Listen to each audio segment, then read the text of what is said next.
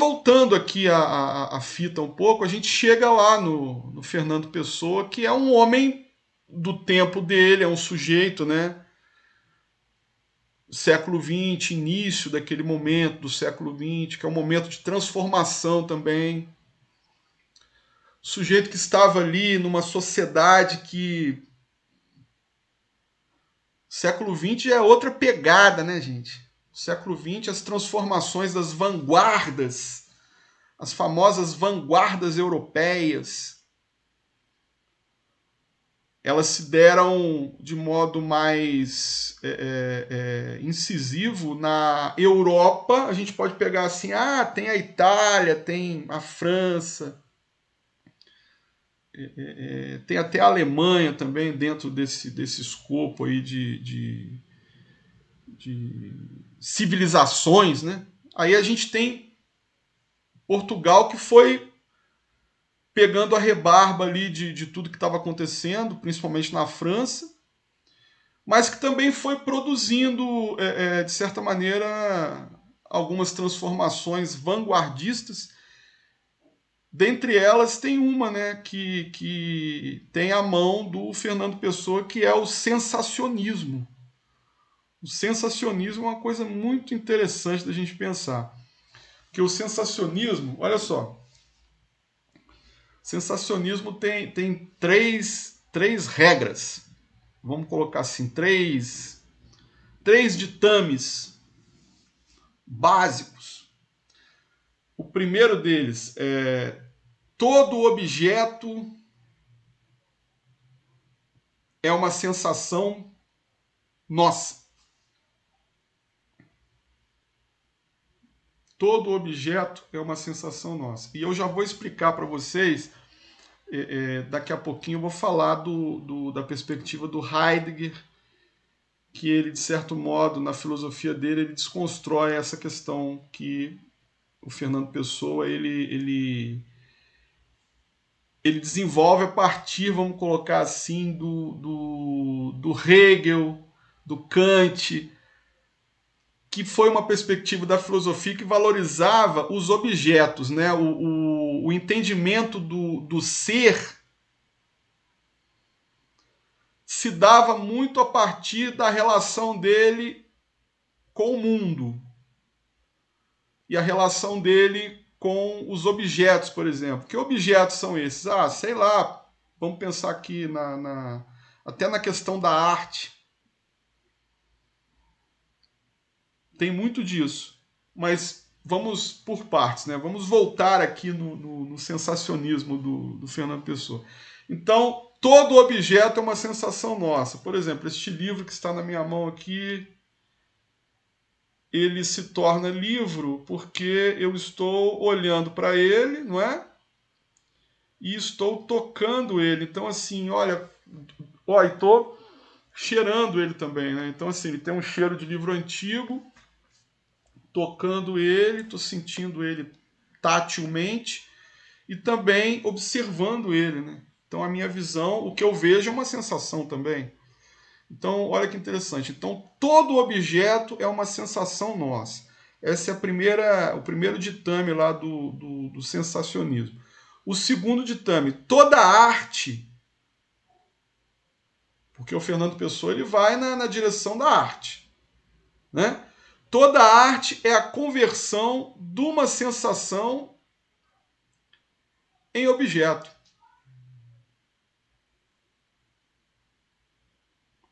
Ué, professor, como assim? A gente não entendeu. A conversão de uma sensação em objeto? Ué, gente, a sensação que o artista tem, né? Pensar aqui sei lá, o Zezé de Camargo, quando ele escreveu aquela música, é o amor que mexe com a minha cabeça e me deixa assim. Não é assim que canta a música? Ele tá na fossa,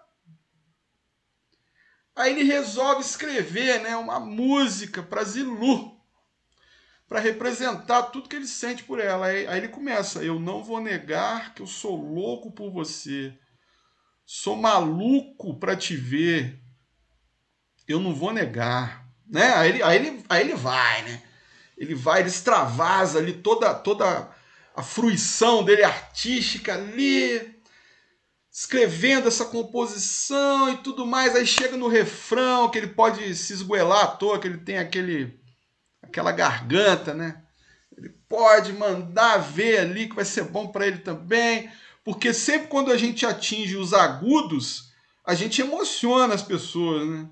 Quando a gente cai pro grave, a emoção não é tanta. Agora, quando a gente vai no agudo, caramba, o agudo ele toca a alma. Então ele lança o agudo. Olha quanta coisa que eu estou falando para vocês aqui a partir do Zezé de Camargo. Toda arte é a conversão de uma sensação em objeto. Qual que é o objeto aqui em questão? É a música. Ué, é um objeto. É um objeto artístico. Poderia ser um quadro. Poderia ser uma escultura. Né? Poderia ser um poema. Poderia ser uma dança. Enfim. Arte, né? Então a arte é a conversão de uma sensação em objeto.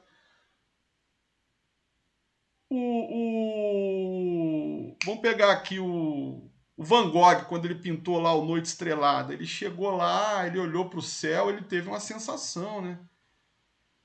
Que sensação é aquela que ele teve? Por que ele viu o céu daquele jeito tão amalucado, psicodélico? Será que é porque o Van Gogh ele tinha, né?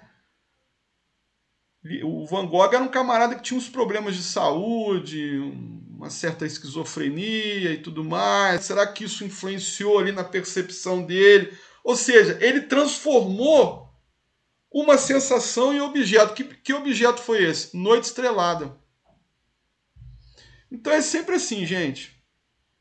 É sempre assim. Agora a terceira regra que é interessante também. Terceiro ditame, que ele vira e fala assim: portanto, logo, né?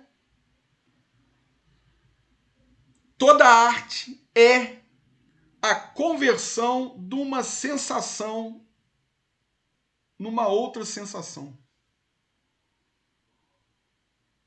Ou seja, aquilo que o artista está sentindo é convertido numa outra sensação, porque a arte é uma sensação. Por que a arte é uma sensação, professor? Ah, eu vou escutar o Zezé e eu vou chorar. Ah, eu vou escutar o Zezé e eu vou sair correndo.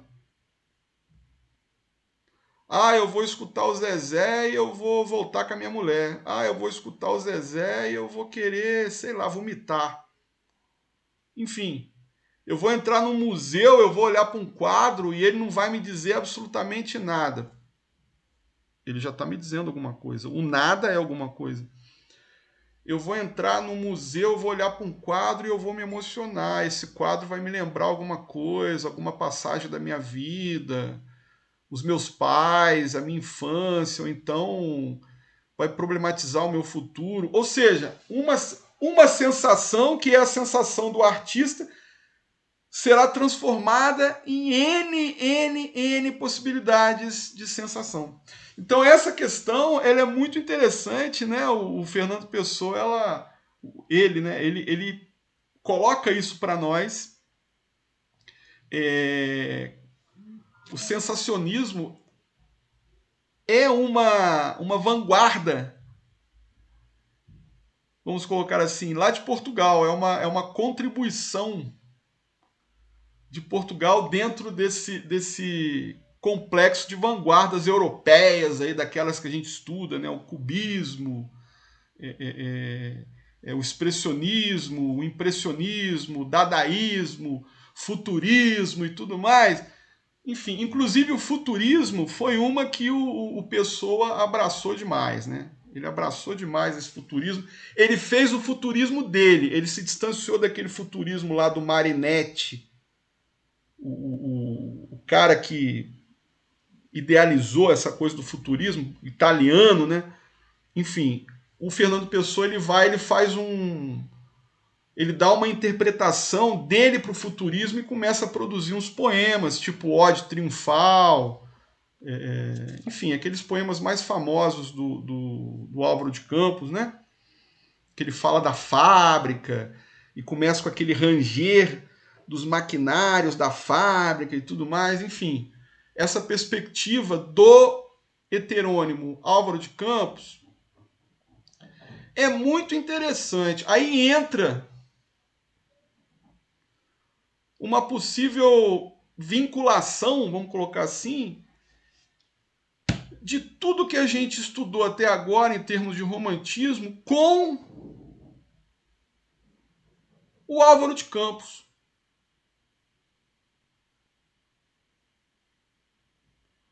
Aí vocês podem falar assim, ué, professor, mas o que tem a ver o Álvaro de Campos com o que estava acontecendo lá no século XIX e tudo mais? Gente, lembra que eu falei para vocês daquela perspectiva de continuidade, né? Porque a coisa vai no contínuo, né? Quando a gente chega lá no Antero de Quental, vocês lembram dos vencidos da vida, né? O Antero de Quental, ele acabou se matando, né? Sentado naquele banco lá do convento. Por que ele se matou? Porque ele era também de certa maneira, né? Ele era também um sujeito sem interlocutores na época dele. Eles estavam querendo propor uma mudança estética para Portugal, eles estavam cansados daquele romantismo tradicionalzão lá, ultra-romantismo, eles estavam cansados. E essa transformação que eles estavam querendo tanto, ela só foi acontecer mesmo de verdade mesmo, para valer. Ela começou a mostrar as garrinhas dela para valer no início do século XX, pelas mãos do Fernando Pessoa e do Mário de Sá Carneiro. É claro que antes a gente tem lá o Cesário Verde, né, que a gente vai falar dele um pouco melhor amanhã. A gente teve, antes desse processo todo do romantismo, porque a literatura é sempre esse vai e vem, né? A gente teve lá o Bocage, Marquesa de Alorna e tudo mais. Mas vejam vocês, volto a dizer, tá numa espécie de evolução. Aí chega neste momento lá em Portugal, este momento de transição, vamos colocar assim, porque mudou o paradigma, né? Mudou de século, mudou o paradigma, mudou a atmosfera, mudou a temporalidade. Aí entra em cena esses caras com essa pegada diferente aí, com essa pegada, vamos colocar assim, uma pegada talvez já prenunciando um certo existencialismo. O que é o existencialismo? O próprio nome já diz, né? Eu estou falando prenunciando, não estou dizendo que é, mas eu estou dizendo prenunciando, porque o que é o existencialismo? Existencialismo é você pensar na existência, não é? É o ismo da existência. É você, talvez, né, abrir uma exceção em meio a todo esse regramento aí dos objetos e do mundo. É nos objetos, o Kant falava, né? É nos objetos que devemos pressentir a beleza. É nos objetos que devemos pressentir a beleza. Mas aí a gente pode perguntar o seguinte. Olha a provocação que eu vou fazer agora. Pera lá, gente. A beleza, ela tá no objeto ou ela tá no olho de quem vê? É difícil, não é não? Porque, ó, vejam só. Nós estávamos vindo de toda uma tradição filosófica aí, Hegel, Kant, todos os caras que os envolveram, né? A gente está falando de dois continentes aí da filosofia universal. O Hegel com aquela questão da ordenação do mundo, tudo está muito bem ajustado, tudo faz parte de uma complexidade que não é nada caótica, relação causa-efeito, tudo muito bem estabelecido, não sei o quê. Ok. Aí a gente entra com Kant também, o Kant, né, com essa coisa da estética do juízo de gosto, ele falando, né, ele dando vazão de forma a se aprofundar muito mais, claro, obviamente, nessa questão dos objetos fluírem a beleza, e o mundo está nisso, né? O mundo também como um objeto possível. A beleza flui do mundo. Só que aí a gente pensa no cara que está olhando para esse mundo. O cara que está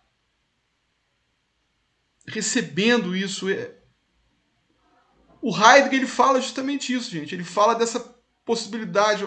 Caramba, pera lá.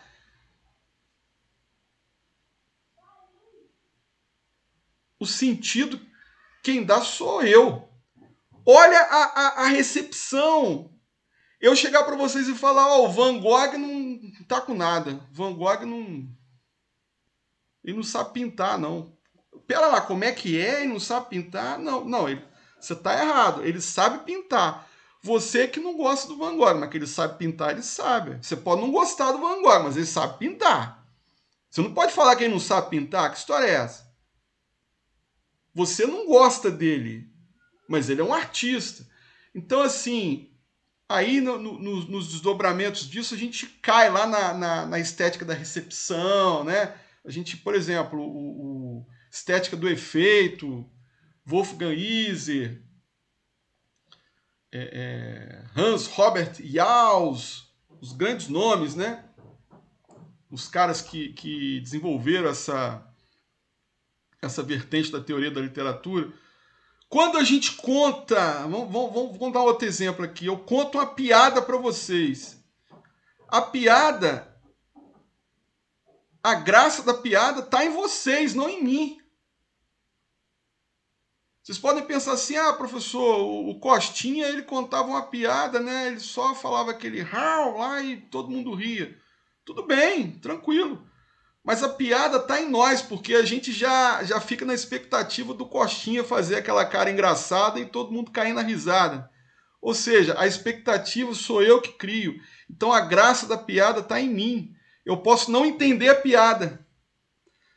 O cara conta uma piada, o sujeito que está do meu lado cai na risada e eu fico pensando, pera lá, eu não entendi. Aí depois de 5 segundos eu começo a rir. Então a graça da piada está em mim. Então tem toda essa configuração, essa transformação de paradigmas, né? Essa reatualização de paradigmas sem abrir mão do anterior. A gente não está dizendo que Kant, Hegel, esses caras estão errados, nada disso. Mas entra em cena com o advento do século XX, entram em cena novos paradigmas, novas modalidades de reflexão. A gente pega aí o Heidegger, depois a gente pega lá o Sartre, eles caminhando nesse direcionamento aí do existencialismo. E o poema aqui do Fernando Pessoa, melhor dizendo, do Álvaro de Campos, este poema que eu pedi para que vocês fizessem a audição lá, do rapaz que tão maravilhosamente declamou, aquele sujeito é bom, hein? Ele tem futuro, aquele cara. Ele é legalzinho. Aí ele vai, gente.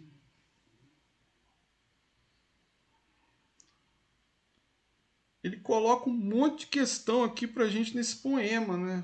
Essa coisa, por exemplo, da vulnerabilidade do ser humano que está dentro de uma máquina protegido. Mas essa proteção que a máquina oferece, ela não é total, não é?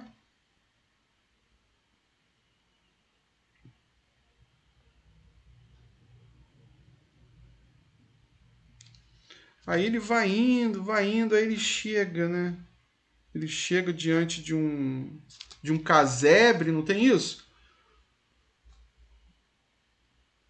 Aí ele olha para aquele casebre, aí ele vê uma pessoa lá dentro do casebre, aí ele fica pensando, poxa, aquela pessoa que está lá dentro, ela está olhando para mim e imaginando que eu sou um cara bem sucedido e tudo mais, quando na verdade, olha, caramba, o que que eu sou, né? Ou seja, as problemáticas estão sendo colocadas aqui no poema dele, né? Ele está tocando em certas feridas aqui, feridas existenciais e tudo. Vamos lá, vamos pegar um trechinho aqui, né? Só para a gente resgatar aqui o poema, para não abrir mão de você sair, né? De você percorrer novos horizontes, né? De você se permitir a isso. É uma questão interessante que a literatura, volta e meia, ela aborda, né? Por exemplo, está lendo aí o Garrett, né? Viagens na Minha Terra, ali tem também essa questão do trânsito, né? E é muito interessante porque esse trânsito provoca ali no narrador variadas percepções acerca de N assuntos. Então, o sujeito, quando ele se lança para o mundo, numa viagem, numa trip qualquer, ele vai alargar o seu mundinho, né? Então aqui a gente se depara com um eu lírico que ele está nesse processo, né? Mas o interessante é que ele está dirigindo um carro. Então essa questão do carro, isso tem muito a ver também com essa modernidade aí que você falou, né? Porque o carro ele representa, né, um quê de liberdade, um quê de autonomia, um quê de autossuficiência, né, pro homem, vamos colocar assim, para o homem que eu digo o ser humano, né? É, e nessa época aqui, então, nem se fala, porque as transformações do mundo, as transformações, inclusive, industriais, né? A forma do trabalho nas fábricas, elas estavam sendo reconfiguradas a partir de um modelo instaurado por um empresário do ramo automobilístico, né? O Henry Ford, ele vai, né, e cria uma linha de montagem, e nessa linha de montagem ele estabelece lá os paradigmas do Fordismo. O que é o Fordismo? É você conseguir ali explorar o máximo do ser humano naquela linha de montagem ali, extraindo dele, vamos colocar assim, uma máxima dedicação e, de certa maneira, o trabalhador ali ele está meio que se dando mal, porque ele está vendendo a mais-valia dele, mas ele está num processo de desgaste constante. Enfim, o que ficou do Fordismo, dessa linha de montagem, se a gente for parar para pensar, é o conceito de linha de montagem. É como se os seres humanos eles estivessem ali automatizados, né? Isso antes do advento das máquinas, né, gente? Tipo, porque hoje, se vocês forem numa fábrica aí, sei lá, Volkswagen, Fiat, sei lá o quê, vocês vão perceber que muito daquela linha de montagem clássica ali não tem mais nada de clássico. Aquilo ali agora está totalmente robotizado. Eu falo isso porque eu tive o privilégio de conhecer uma linha de montagem, porque lá na minha região tem a montadora da Renault. E aí eu fiquei imaginando como que era 100 anos, né? Há 100 anos, como que isso se procedia. A força de trabalho era totalmente humana, mas organizada dentro desse paradigma aí de produção desenfreada e tudo mais. Então essa herança do Fordismo ela foi muito importante para a consolidação do capitalismo a nível mundial. Né? Aí, olha, vejam vocês, o eu lírico está dentro de um carro, então e da marca Chevrolet, né? Enfim, a gente pode até pensar, caramba, o Fernando Pessoa está fazendo propaganda aqui do Chevrolet, que era uma marca que impunha respeito, talvez, né? Enfim, tem uma questão para isso, eu não estou me lembrando aqui, eu cheguei a pesquisar isso certa vez. Eu, na verdade, gente, eu tenho um texto que saiu publicado numa revista lá da Estadual de Londrina, em que eu analiso este poema aqui do Álvaro de Campos. Se vocês quiserem, eu posso compartilhar isso. Nesse texto eu tenho, se não me engano, uma nota de rodapé em que eu desdobro esse tema aí do porquê do Chevrolet e tudo mais. Mas uma questão a se evidenciar é justamente né, por que um carro, né? Por que um carro e por que essa vontade de sair, né? De ir além até, mas até bem pouco tempo atrás os caras eles faziam isso a pé e agora o eu lírico está dentro de um carro, dentro de um automóvel, num conforto, né? Ele enquanto um ser mergulhado nessa questão da modernidade do século XX, do início do século XX, ele ali como um representante disso tudo, né? Então esse eu lírico aí, melhor dizendo, esse heterônimo pessoano, ele tem muito a falar sobre isso.